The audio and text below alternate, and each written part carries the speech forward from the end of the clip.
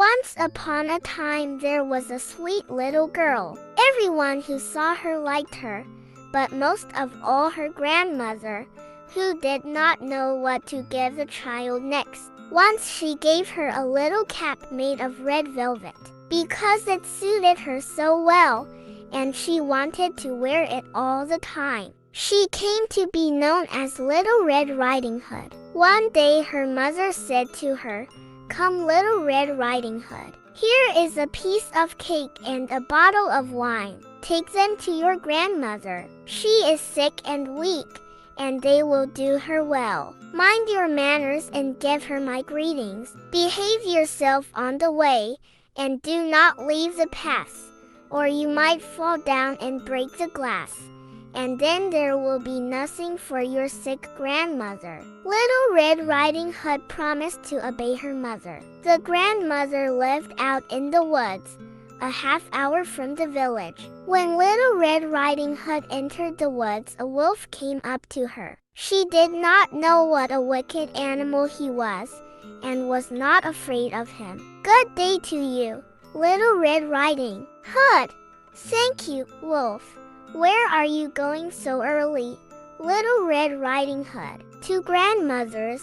"And what are you carrying under your apron?" "Grandmother is sick and weak, and I am taking her some cake and wine. We baked yesterday, and they should give her strength." "Little Red Riding Hood, just where does your grandmother live?" "Her house is a good quarter-hour from here in the woods, under the 3 large oak trees. There's a hedge of hazel bushes there. You must know the place," said Little Red Riding Hood. The wolf thought to himself, "Now there is a tie bite for me. Just how are you going to catch her?" Then he said, "Listen, Little Red Riding Hood. Haven't you seen the beautiful flowers that are blossoming in the woods? Why don't you go and take a look? And I don't believe you can hear how beautifully the birds are singing. You are walking along, as though you were on your way to school in the village. It is very beautiful in the woods." Little Red Riding Hood opened her eyes and saw the sunlight breaking through the trees and how the ground was covered with beautiful flowers. She thought, "If I take a bouquet to grandmother, she will be very pleased. Anyway, it is still early, and I'll be home on time." And she ran off into the woods looking for flowers. Each time she picked one, she thought that she could see an even more beautiful one a little way off, and she ran after it, going further and further into the woods. But the wolf ran straight to the grandmother's house and knocked on the door. "Who's there, Little Red Riding Hood? I'm bringing you some cake and wine. Open the door for me. Just press the latch," called out the grandmother. "I'm too weak to get up." The wolf pressed the latch, and the door opened. He stepped inside, went straight to the grandmother's bed, and ate her up. Then he took her clothes, put them on, and put her cap on his head. He got into her bed and pulled the curtains shut. Little Red Riding Hood had run after flowers, and did not continue on her way to grandmother's until she had gathered all that she could carry. When she arrived, she found, to her surprise, that the door was open. She walked into the parlor, and everything looked so strange that she thought, "Oh, my God, why am I so afraid? I usually like it at grandmother's." Then she went to the bed and pulled back the curtains. Grandmother was lying there with her cap pulled down over her face and looking very strange. "Oh, grandmother, what big ears you have! All the better to hear you with." "Oh, grandmother, what big eyes you have! All the better to see you with."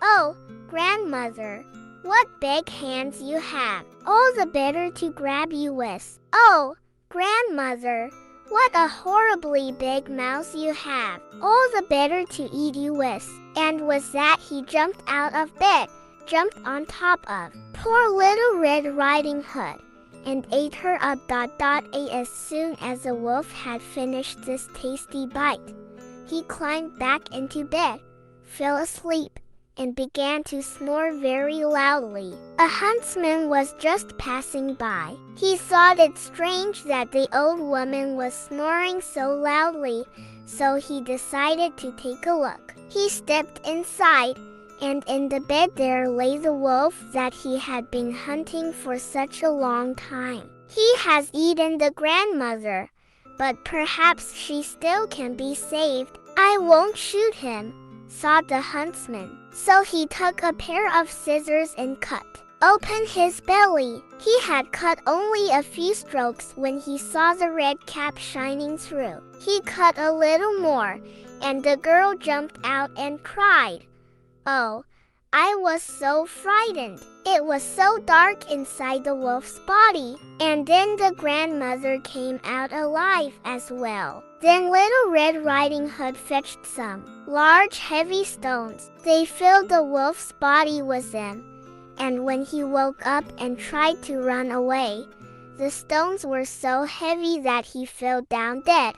The three of them were happy. The huntsman took the wolf's pelt.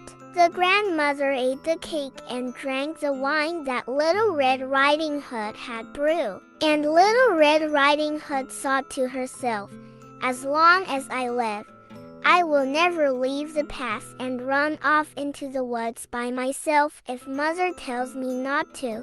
They also tell how Little Red Riding Hood was taking some baked things to her grandmother another time, when another wolf spoke to her and wanted her to leave the path. But Little Red Riding Hood took care and went straight to grandmother's. She told her that she had seen the wolf, and that he had wished her a good day, but had stared at her in a wicked manner. "If we hadn't been on a public road, he would have eaten me up," she said. "Come," said the grandmother, "let's lock the door, so he can't get in." Soon afterward the wolf knocked on the door and called out, "Open up, grandmother. It's Little Red Riding Hood, and I'm bringing you some baked things."